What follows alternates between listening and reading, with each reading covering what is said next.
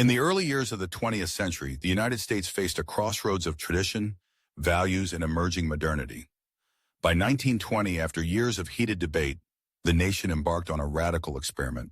The 18th Amendment took effect, ushering in the Prohibition era, a period when the manufacture, sale, and transportation of alcohol was outlawed nationwide.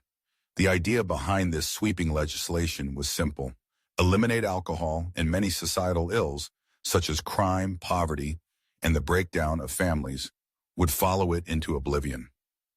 But reality proved far more complex. Across cities and small towns alike, Americans from all walks of life suddenly found themselves on the wrong side of the law for interactions that, just months before, were part of everyday life.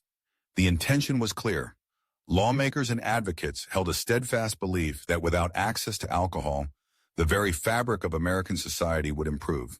Temperance unions and religious groups had championed the cause for decades, imagining a moral renaissance, a cleaner, healthier, more productive citizenry.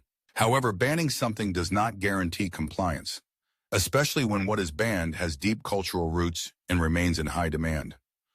Almost overnight, Prohibition transformed ordinary citizens into criminals and criminality into a lucrative enterprise.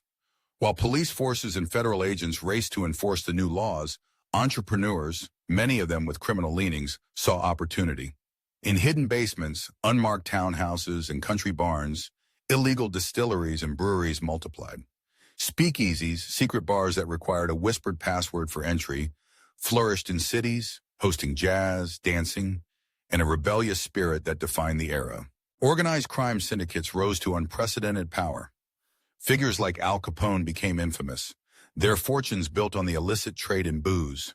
Crime families competed ruthlessly, expanding from alcohol rackets into gambling, prostitution, and other illegal ventures, wielding influence and instilling fear. Law enforcement, outgunned and often outwitted, struggled to gain control. Corruption ran rampant, with police officers and politicians frequently bribed to look the other way. The social consequences were equally significant. Instead of reducing drinking, Prohibition often pushed it underground, making it more alluring to many. The act of obtaining a drink turned into an adventure, a mark of defiance, and in many cases a way of feeling part of a secret community. Cocktails, originally created to mask the harsh taste of homemade spirits, became an enduring symbol of this time. Women who had played a major role in advocating for Prohibition paradoxically gained new freedoms during the era, frequenting speakeasies and embracing new social roles.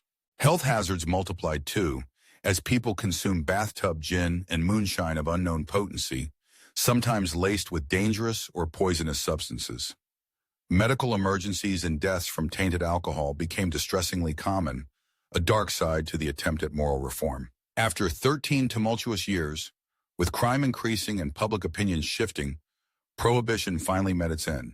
The ratification of the 21st Amendment in '83 repealed the ban and restored the legal sale of alcohol. The era left a complicated legacy. Organized crime syndicates persisted, reshaped but not eradicated. Skepticism towards sweeping bans and government overreach deepened, leaving an enduring lesson. Simply outlawing something, no matter how well-intentioned, does not erase demand or change culture overnight. Instead, it can breed unintended consequences, sometimes far worse than the original problem. The Prohibition era stands as a vivid reminder of how good intentions can go awry when laws do not align with reality. It remains a defining chapter in American history, one that shaped law enforcement, organized crime, and the national conversation about personal choice and government power for generations to come.